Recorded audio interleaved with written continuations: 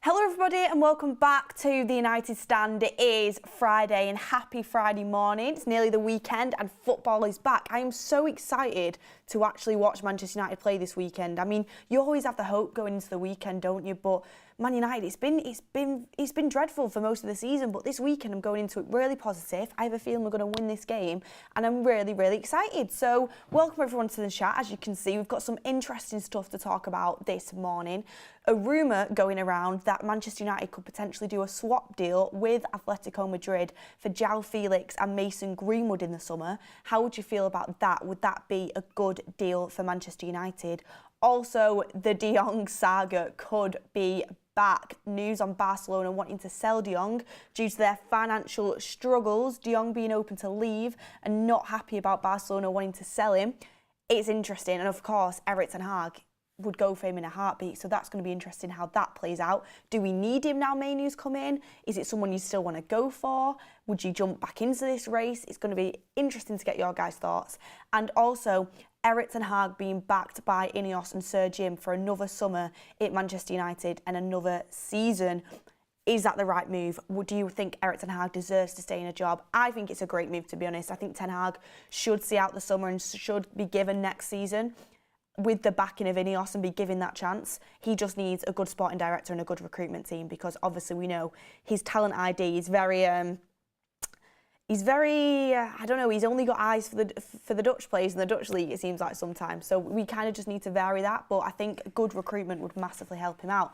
But welcome everyone, it's going to be a really interesting show. Make sure you get your comments in. Morning everybody. So let's get into this rumour that I saw yesterday, which I thought, do you know what, it'd be great to bring this up on a show just to get everyone's opinions on it and what you think we should do. And I know people have varying opinions on this player, so it'd be great to get a community chat going on this. And it is that Mason Greenwood is a target of Atletico Madrid. We know that, the rumours have been there. So Mason Greenwood is a main target of Atletico Madrid. Diego Simeone apparently is a big fan of his, and it could be the case where Manchester United and Atletico Madrid could do a swap deal on Mason Greenwood and Joao Felix. As we know, Joao Felix and Diego Simeone do not see eye to eye. Joao Felix wants to leave Atletico Madrid and Diego Simeone doesn't want Joao Felix. They need to work a way to get Joao Felix out of the club, but also getting profit for him at the same time and making it worth their while. If they're willing to take Mason Greenwood and they think that he could be a good player for them, that could be a good swap deal on the sides of both the clubs. And I'm going to be straight in here, I'm going to be honest. Do I think there's a massive need for Joao Felix within our team? No. Do I think he's an excellent player? Yes. Would I do this swap deal? Yes. The reason why I do this swap deal is, honestly, as a Man United fan, I think we should take something like this. A straight swap deal for both parties, I think, could work in both parties' favour. You know, if Atletico are okay with taking Mason Greenwood with the baggage that comes with him after seeing the reception he's had in La Liga and they think they can deal with that. I mean, despite everything, obviously everything off the pitch, we know he's an excellent player. So they get an excellent player, and if they want to deal with the baggage off the pitch, then they can do that. For Manchester United, you get rid of the controversy of Mason Greenwood, and you also get a very good player in return. Joao Felix has had his ups and downs. I know not everyone's sold on him, but he's still only 24, and you can see the potential in that player, and you can see glimpses of what you can get from him, and I think he can actually work quite well, and I think Erik ten Hag could coach him quite well. So for me personally, I would be in on that deal. Mason Greenwood's always a tricky one. You think, where is he going to go in the summer? I'm in the party where I don't think he can come back to Manchester United. I know a lot of other people would want him back. I don't think he can come back. I don't think he can come back into the Premier League. I just don't think it can happen. I think there's too much noise. I think too much has happened. I think Getafe, actually looking back, was a great move.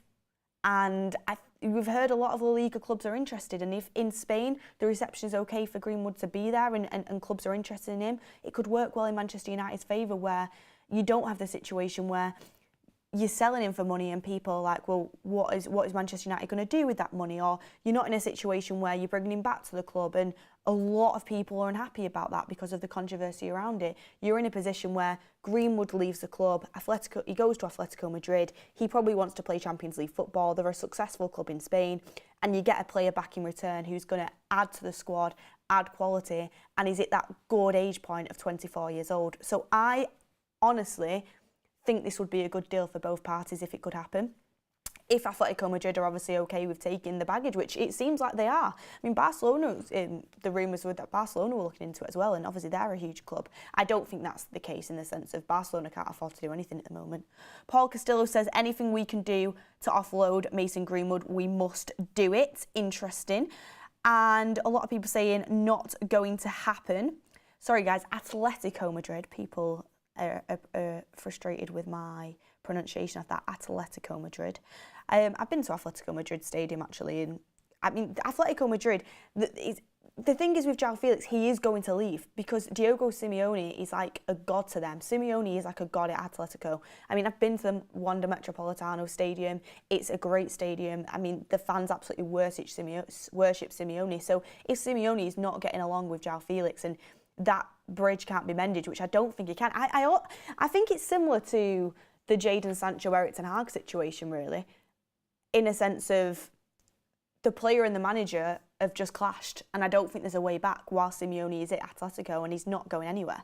So I think Joao Felix has to move on, and where he's going to go is of interest. And if we have something that Atletico Madrid want, we know Ten Hag was interested in bringing Joao Felix last January. That was the player he wanted to go for, but Manchester United couldn't afford the loan fee for Joao Felix, so we ended up with Weghorst. We know Ten Hag's a fan. We know Manchester United are a fan. It's being a straight swap for us. It's not going to influence FFP for us. I think it's a good move. I think it's a good move. Toldja has put a super chat in saying, if you take your bias out of this, you'll know it's a terrible deal. I don't care if he comes back or not, but for a player we don't need, cash only. I don't think it is a terrible deal because how much money are you actually going to get for Mason Greenwood? Realistically, like how much money are you actually going to get for him? I don't think it'll be that much, to be honest. Considering every club knows our situation with Greenwood. They know that Man United can't afford to bring him back in the summer, and they're not going to bring him back. They know we need to sell.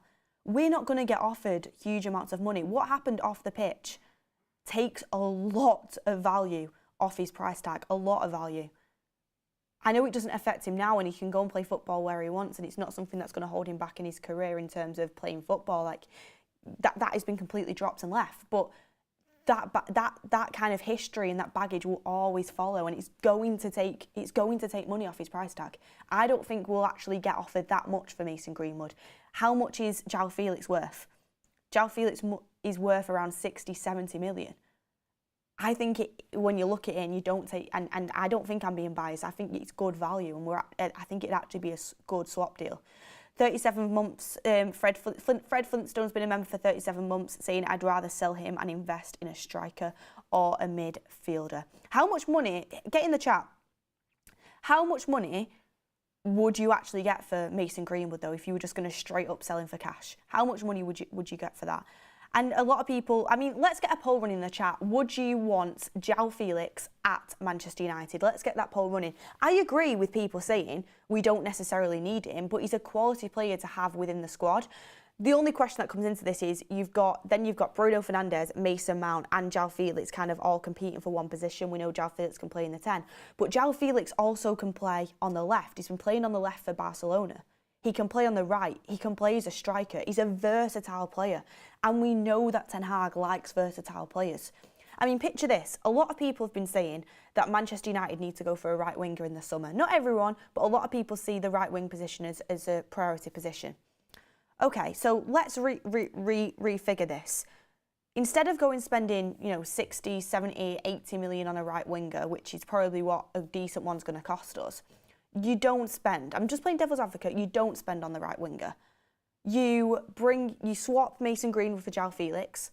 You look at your wing options. You've got Højlund and probably another striker who can play as the striker options. You've got Garnacho and Ahmad who can play on the right. I mean, Anthony, to be honest, I just don't see a future for him right now, so I'm just including Garnacho and Ahmad on the right. You've got Rashford on the left, and you're thinking we don't really have a backup to Rashford. Garnacho can play there, but you've seen him kind of maybe more as a right winger going into the summer. You have Mason Mount who can play on the left because his best position at Chelsea is a left-sided player. You've then got Joao Felix who can play across all 3 positions. You actually have good depth there. So you don't really need to go in for a right winger. So you're saving that money. Ten Hag likes versatile players. I'm not saying that that's my preference, but I'm saying it is something to be looked at. When you say we don't need Joao Felix, actually it could have depth in a lot of areas for us, which is important. Okay, yeah, he's probably a player that's going to want to come in and play minutes, but hopefully for in the Champions League, you're going to need rotation, you're going to need competition for places. You know, iron sharpens iron, and you have a squad that is taking it up a level. I'm just saying I don't think we should write off this deal, because I think if you look at it, it could be something that benefits Man United. When you look at the price tag that you're going to get for Greenwood, I don't think it's as much as what a lot of people think, but maybe I'll be wrong on this one. Would you want Joao Felix at Manchester United, yes or no? And I'm going to vote yes on that, to be honest. I think he's good. 53% are in the yes category, 47% in the no category. And I've watched Joao Felix in person a few times now. When we've played him quite a lot, Man United, and I've been lucky enough to be at most of the games where Joao Felix has played in, I've been there.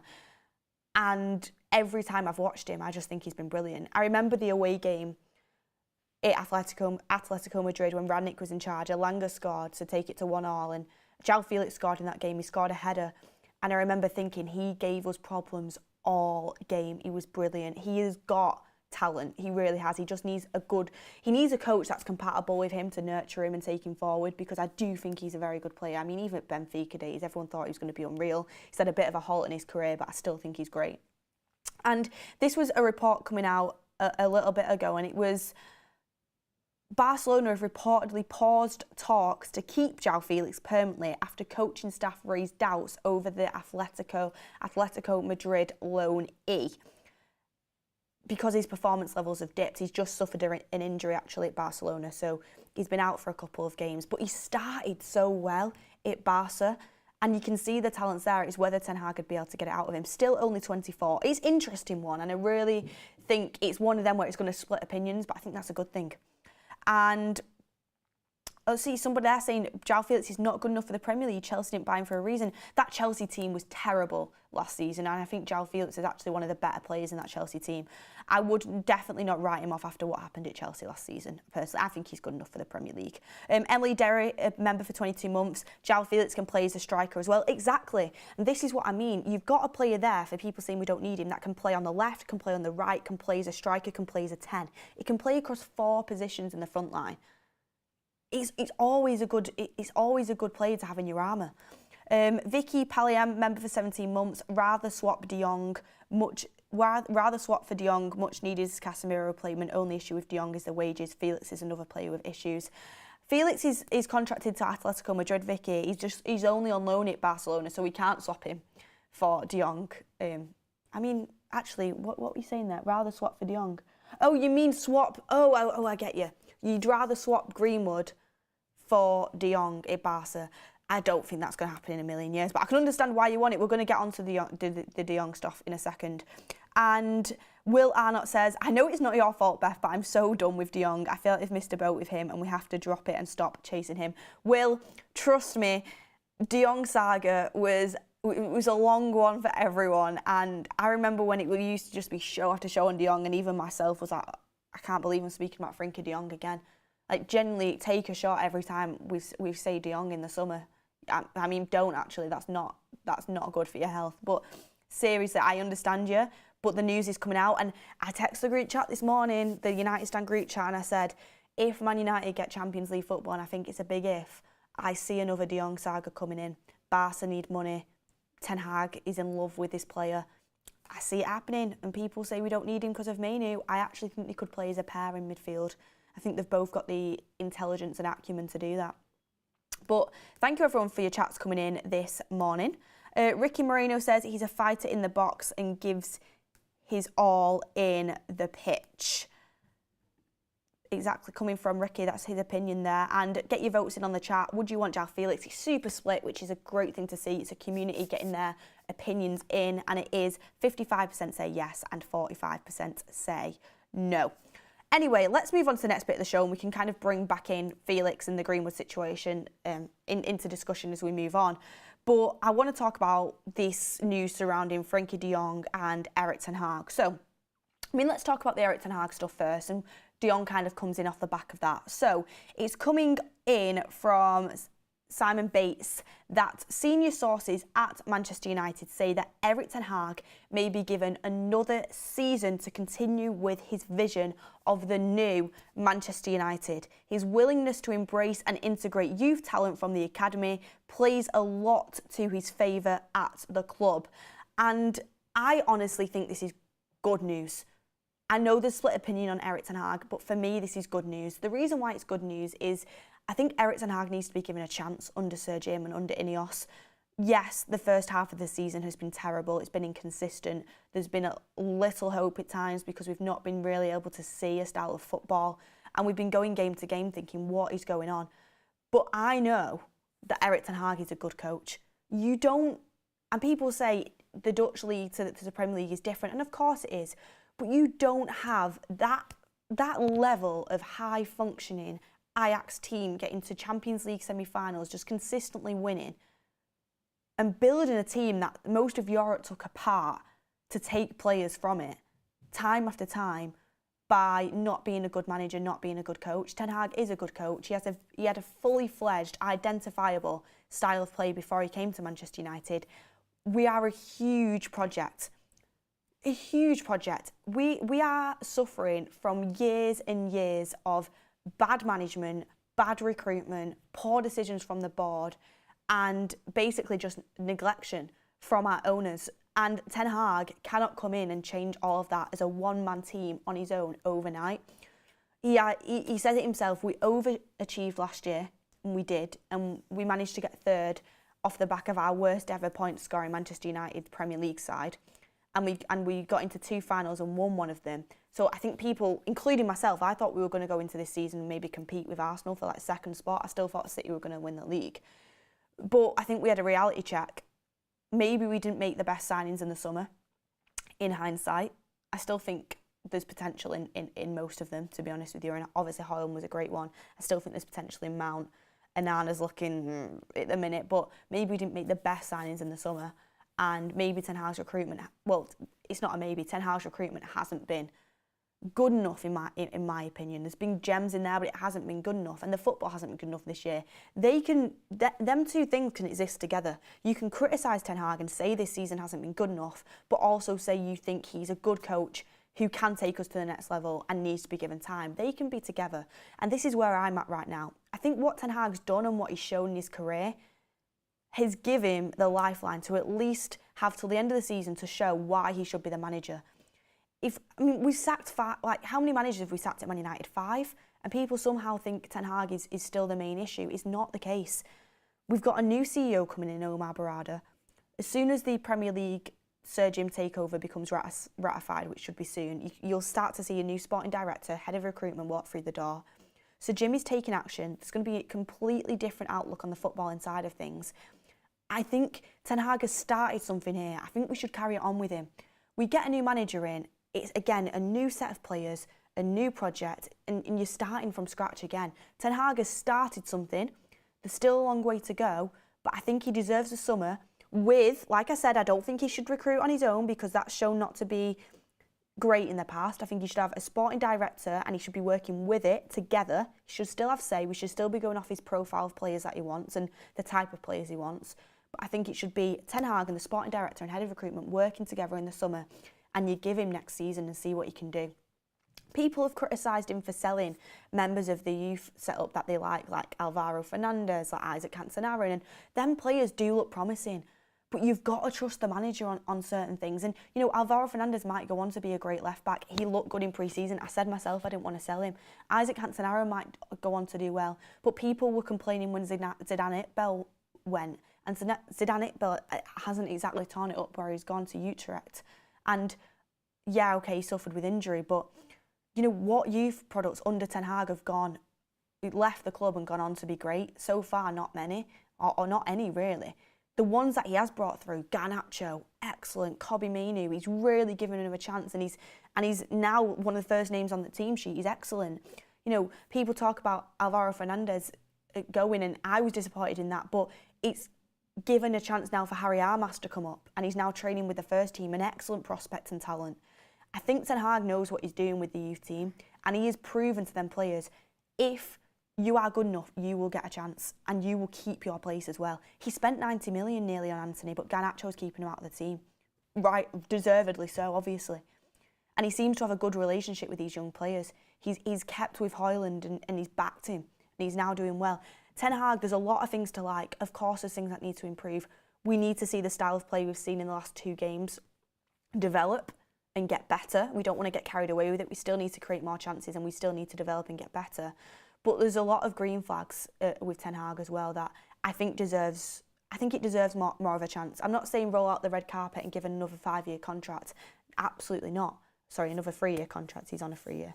I'm not saying that. I'm saying give him a chance with another summer behind him, with a backing of a proper footballing team that knows what they're doing, with Ineos and the Omar Barada and the sporting director, and let's see how we can develop things moving forward into the summer and next season. Unless things drastically fall off a cliff between now and the end of the season, I think we should stick with him. I'm going to be honest. That's my personal opinion. I know people will disagree, but that's what I want. And the poll on would you want Joao Felix at Man United is ended on 57% yes and 43% no. Interesting stuff. Let's run a poll now saying, would you give Ten Hag the summer with Ineos? Would you move into him next season? I have a good idea of where the community is going to go on this. We've run this poll a few times in the last month or so. I think the Wolves away performance and the home performance against West Ham has given a lot of people hope, including myself. I always said with Ten Hag, actions speak louder than words. He's been talking about having his full strength side available and how much of a difference that's going to make and how much injuries have killed us. They're his words. And I always thought, but you should be able to coach, everyone in the squad. I know there's players at Man United that need to move on, but I was thinking, surely we can get better than this. And I just thought I'll let my eyes decide for myself when it does happen. And Ten Hag, he was right. The last 2 games, I don't know if it's coincidence, but with his first team on paper, have been great to watch, and you can see the future of it. You can see the development. It's making players better around him. It's giving Højlund more confidence. Garnacho's playing better with it. Everyone's playing better with it. Hopefully, Leacher being out doesn't derail us. He's going to be out for 8 weeks. Laurie Whitwell and Erik ten Hag in the press conference yesterday confirmed that himself, that it's a setback. So I just hope we continue it. Villa's a huge test. It's a huge test, Villa, because everything at the moment looks like it's going against us in terms, not in terms of the way we're playing, in terms of the stats going into this Villa game. Villa have got an excellent home record. I think one of the best in the Premier League this season. I think Liverpool's only got a better home record than them, maybe Man City. They came off a bad defeat midweek against Chelsea, but Chelsea, to be fair, played really well, and I think Villa were caught cold. And I think they'll want to bounce back off that. Football shouldn't be defined in one game. They've been excellent this season. Unai Emery's been excellent. And Man United have a terrible away record against the top 6. Never mind, even the top 10, we have a terrible away record. It's a defining, pivotal moment of the season. We've not got Leacher, which is a big miss, but we have got Casemiro, we have got Shaw, we've still got Varane, we've got Dalot, we've got a good, solid baseline. But we're going to Villa Park. It's going to be tough. They do play a high line that plays into our hands a little bit, but it's still going to be tough. They've got some excellent players in their ranks. They're having a great season. We lose this game, we're 11 points behind them, 11 points off top 4, and you're thinking, I don't think there's a chance. I don't think there is a chance. I still in this moment don't think we'll get top 4. I think Villa and Spurs are too good right now. I hope we do, and I'm surprised. But we win this game. I think we're within 5 points of Villa, within top 4, and then you're thinking, right, top 4 is very much on and we can do it. So it's a pivotal moment of the season. It's defining. Ten Hag himself says every game now is a cup final and we've got to treat it like that. And it'll be interesting to see if the players rise to the occasion or if the Leacher setback affects us and we kind of revert back.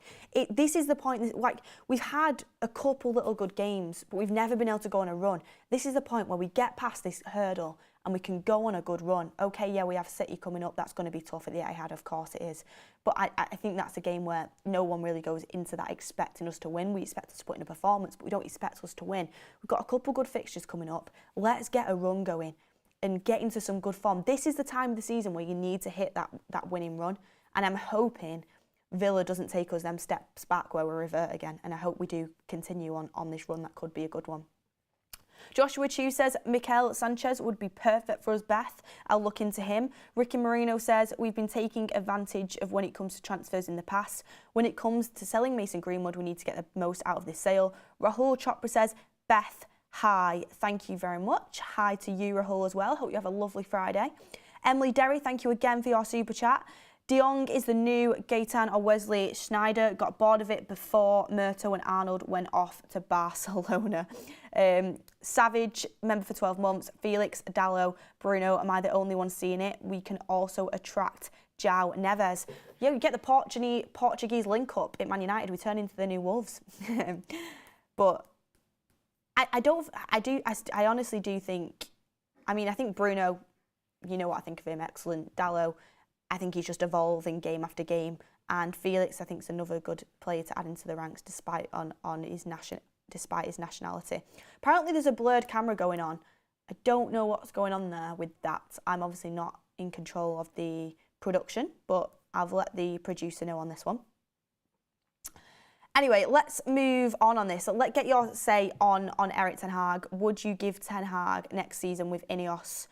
We've got in the chat, my poll isn't working. Can someone tell me the result of the poll? My poll isn't working. I want to see what you guys are saying in this one. 88% say yes. This is what I mean. I love it. I love the community. And I think that shows the backing we kind of have of this manager and the hope that we have and this manager to succeed. A lot, United stand also get so much bad press about being negative towards the club and running bad agendas. We've done nothing but support Erik Ten Hag and hope he does well on this channel. Of course, we have different opinions. We've had Ricky and Faz that said they want a new manager, and that's opinions. But we've supported Ten Hag and as a community, and we want United to do well, and that's what we want at the end of the day. Will Arnott says, any news on clubs interested in Brian Sancho? Not that I've got at the moment.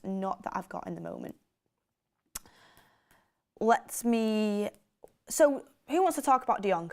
Who wants to talk about the De Jong stuff? I have a feeling a lot of people in the chat will think, the De Jong saga again.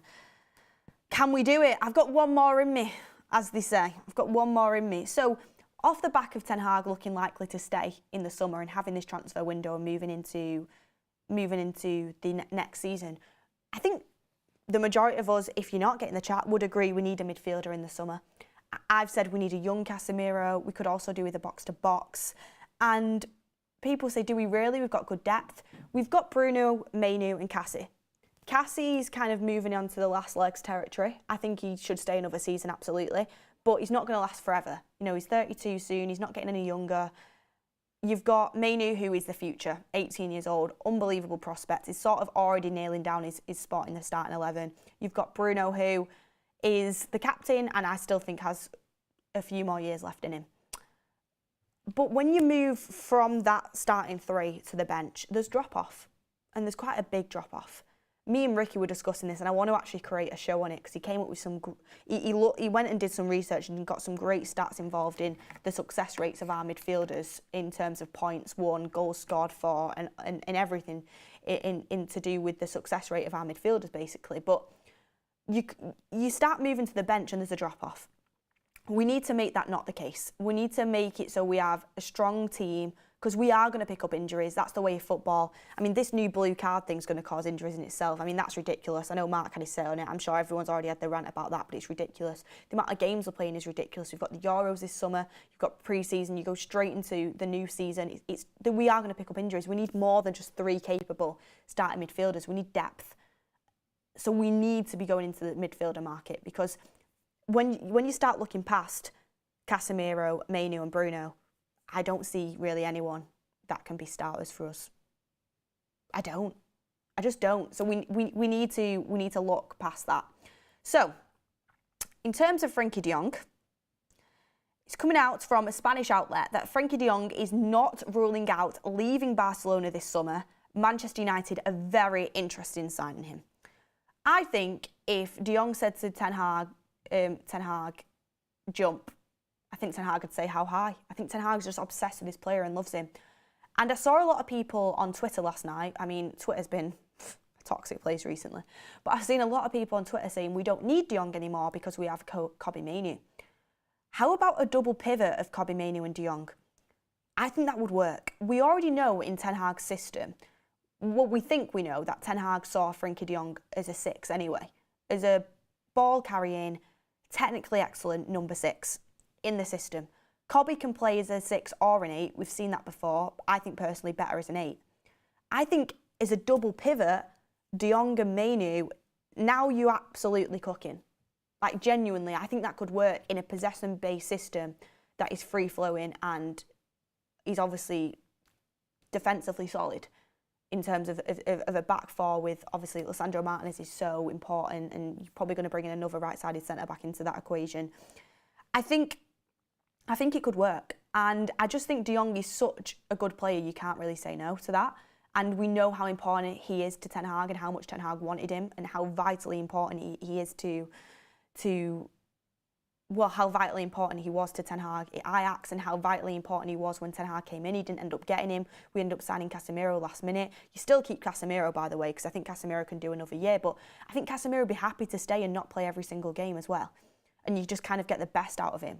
You know, like we always say, Varane's like a Rolls Royce. You know, you take him out the garage for the special occasions, but you don't have to use him all the time. And then the question comes in, well, do you really want a player on, you know, over 300 grand a week that's not playing all the time? But it's not like Casemiro isn't like Varane in the sense of he's injured all the time. Okay, yeah, he had a bad injury this season, but his injury record across the board is actually very good. So with Varane, it's his injury record's not great, which is why, you know, he's not reliable. With Casemiro, you can always have him in and around the squad. I think he is someone I would keep around, mentality-wise, and just the way, obviously, Ronaldo spoke about him so highly in terms of his mentality, his professionalism. I would keep him there. So I do think you can have a situation where you have Bruno, Mainoo, Cassie, and De Jong all as options for that midfield, and you're really starting to take things up a level. It's just whether De Jong would want to come. I don't think he'd want to come if we didn't get Champions League football. I just don't see that happening at all. So a lot rests on Champions League football. I also think he does want to stay at Barcelona. It's just the sense of Barcelona need to sell for financial reasons. Could De Jong be forced out? A lot of people say, I don't want a player that doesn't want to come.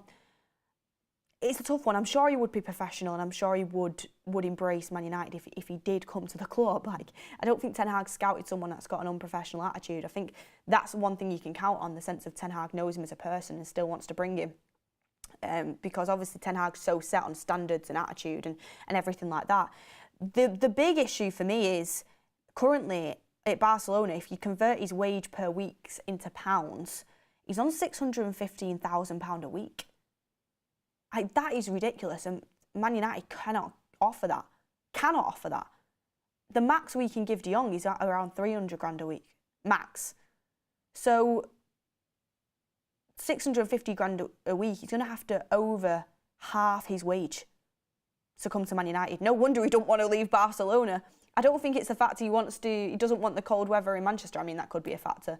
And his girlfriend loves the city of Barcelona. I think we know what's kind of enticing him to stay in Barca in this moment. 615 grand a week. I mean, oh my word, it's crazy. So when people say he doesn't want to come to Man United, his dreams to stay at Barca, he wants to stay at Barca, can you understand why? Obviously he wants to stay at Barcelona. He's on 615 grand a week.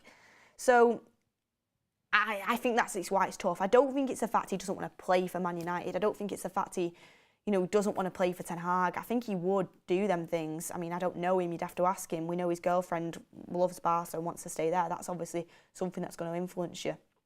But I think the money plays a big part in this, and it's going to, isn't it? Like, 615 grand a week. It's massive, massive money. If I'm not wrong, I think that's more than what we paid Ronaldo when he was in the Prem.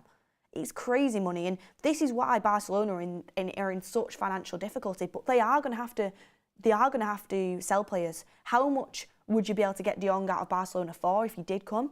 Well, we agreed a deal in principle 2 summers ago with Barcelona for 80 million. I think that price would drop now because of the financial difficulty, and also because years have gone by. I think you could get De Jong out of Barcelona for around 65, 70 million probably. But 615 grand a week, when I saw that, my jaw literally dropped. I was like, what is going on? It's crazy. You guys in the chat can't believe it as well. But let's run a poll on this as well. The Ten Hag poll's over. It's an interactive community. Let's get a poll going. Would you bring De Jong to Manchester United for £70 million or under? Because we need to get a price tag kind of going on this. If it was silly money, no. If it's a price tag where you can see it's feasible, would you do it? Let me know in the poll. I'm going to get that poll going with you guys. Depends on wages. Well, you say it depends on wages, but we know for a fact that Ineos and Sir Jim are not paying De Jong 600 grand a week. Nowhere close to it if he came. I think the max we would pay him is 300 grand a week. I generally think that is the max. You look at Man United's wage bill, I think there's rumours that Rashford is on up to 370. I think it's basic of at least 300.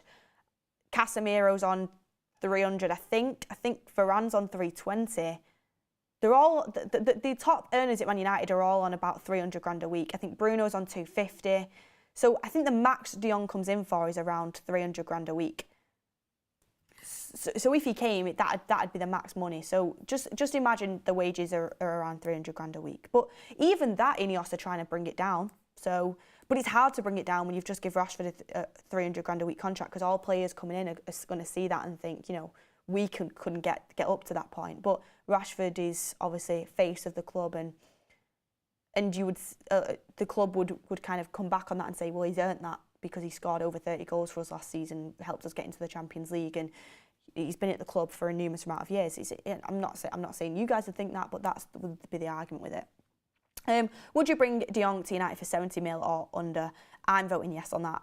I just think he's a class player. A few people in the chat saying go and get Barea.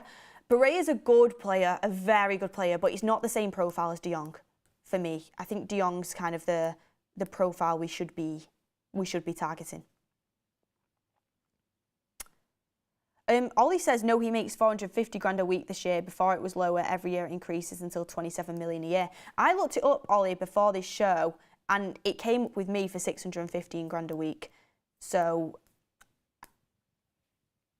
I'm not sure there. I'd have to kind of look at it again, but even 450 is still crazy money that we could not offer. Someone in the chat said Douglas Luiz. I saw Mark doing his combined 11 last night on the show. I'm calling him out. He did admit he had red tinted glasses on. I'm sorry, Douglas Luiz goes in a combined 11.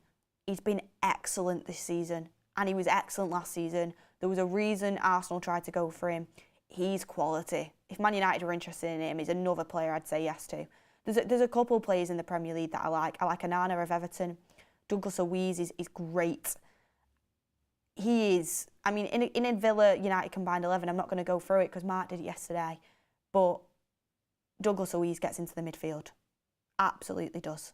He absolutely does. He's been so good, and he is so good, and he's got so many attributes to his game. He's someone I'd like to go for, but he's going to cost you, Douglas Luiz is going to cost you like 60 mil at least.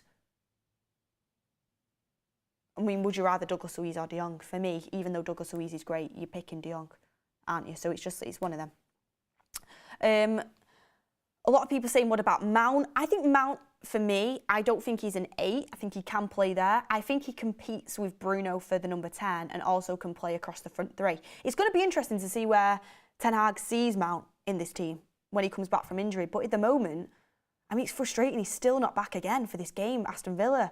I thought he was going to be back like a month ago. I mean, Ten Hag just wants to make sure he's absolutely fit and we don't reoccur any injuries. I assume they've kind of learnt the lesson from the Martinez situation where when Martinez got a bad injury, they brought him back too quick and then he got injured again and it was a massive setback. Ten Hag spoke in his press conference about making sure Mount is fully fit when he comes back into the team, but you don't want to rush him. I don't think there's need to rush him. It's not as if we're reliant on him because we never had the chance to be reliant on him, but it'd be good to get him back in and around the team because I think he is a good player, but we've not even seen him this year, and it's sad. It really is.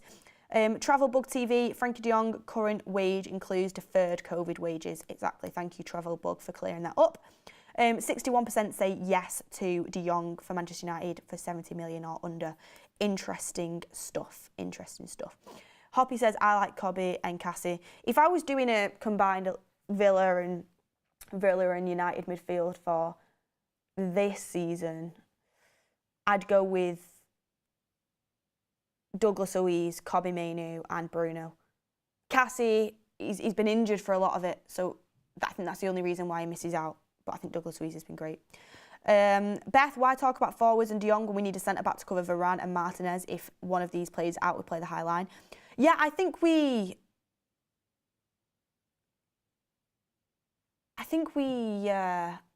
lost my train of thought there. I think we're going to get a centre-back anyway. I think Maguire and Varane will probably go. I think there's going to be money there to go and get a centre-back. Probably could be even two. So when we get linked to centre-backs again, we'll talk about that on a show. But we kind of know all we know about centre-backs at the moment. We know which profiles we're targeting. We know Tadebo's one of them. We know Antonio Silva's one of them.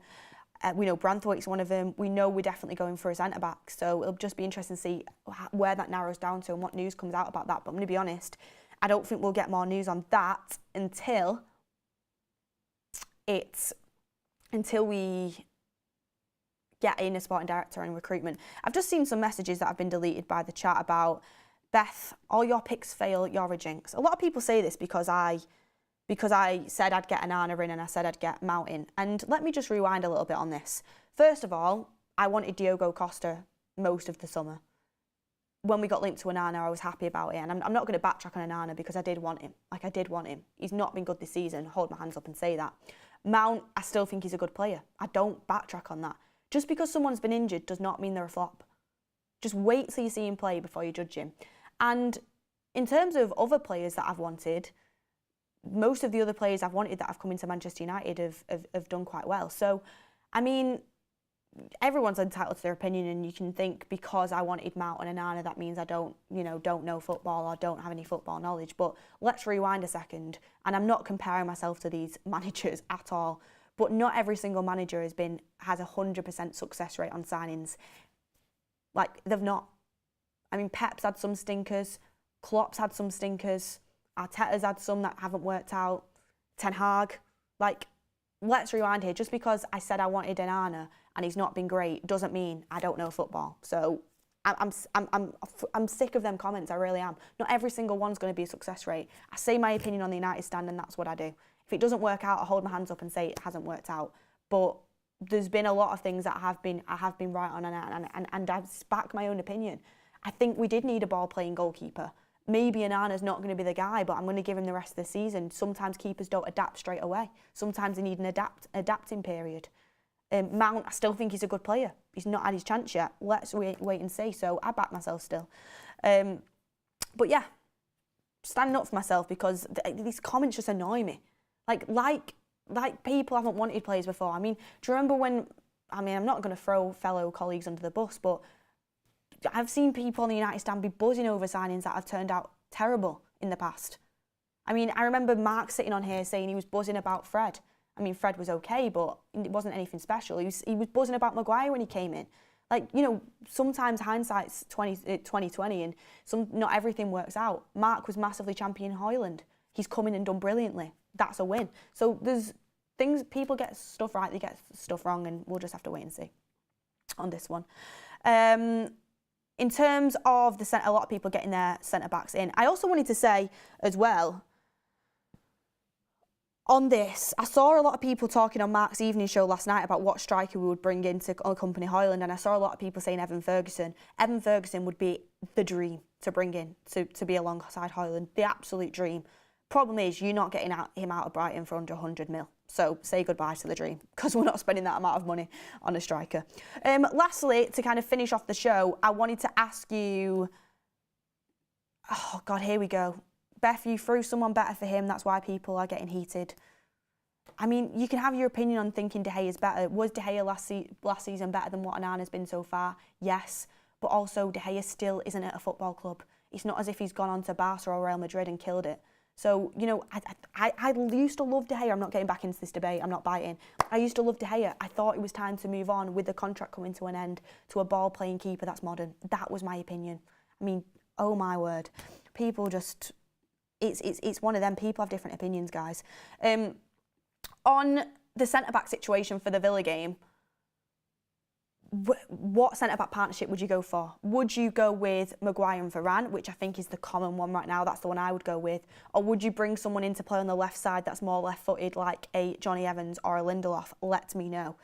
Let me know what you would do and what do you think Ten Hag would do as well. Milton Davis says, don't listen to them, you know what you're doing. Thank you.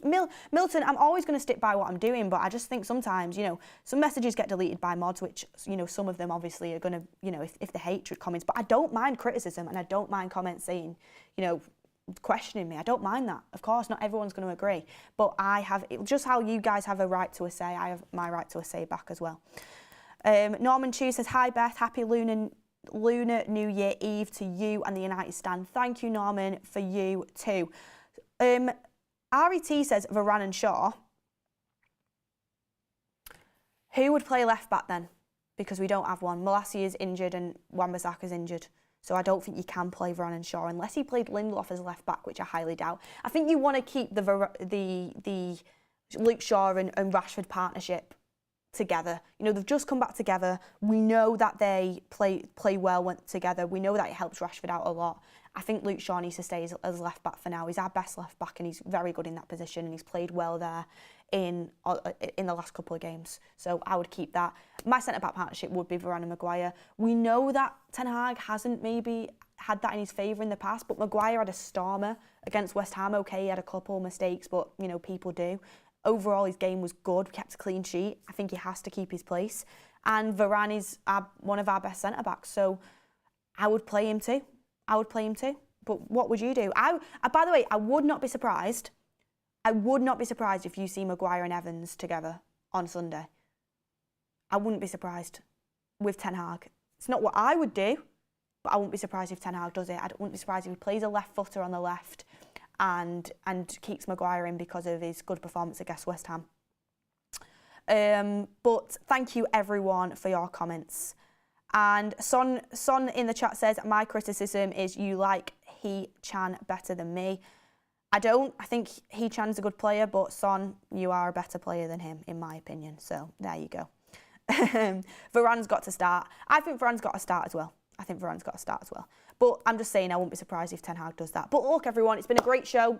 Good debate, good opinions. And of course, you can agree with me or you can disagree with me. That's all part of the show. And it's good to have constructive conversation between it. I love your comments. I love the community. And you don't want just constant yeses all the time. You want a bit of back and forth. And you look at it, and me and Mark had such debate over the De Gea thing, and we also had debates on other topics. We've actually got a really good video coming out together at 2 p.m. today.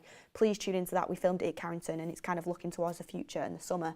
It's a bit of a debate, one that you guys can get involved with as well. But we also agree on a lot of things, and, you know, respect each other's opinions, and the same with a lot of people on the United stand. I mean, do I agree with Ricky on a lot of his takes? No. Do I respect his football opinion, and do I think he has a good knowledge of the game? Absolutely. So that's the way football is. But thank you, everyone. Love you guys lots. Have a good Friday night. I've been good all week. I'm having a treat night tonight, and I can't wait for it. Maybe crack open a few gin and tonics, gin and lemonades. I'm loving it. And Mark will be back with the 8 p.m. show, but make sure you tune in to the 2 p.m. show. It is a good show, me and Mark at Carrington, and I think you'll like it. But last super chat, Son in, I'll come to United if you go on a date with me. I mean, if you're the real Son. No, I don't do that for dates, but I mean, Son would be great to have at United. Get in the comments what you think I should do. But thank you, everyone. Have a lovely rest of your day, and we'll see you on the next one.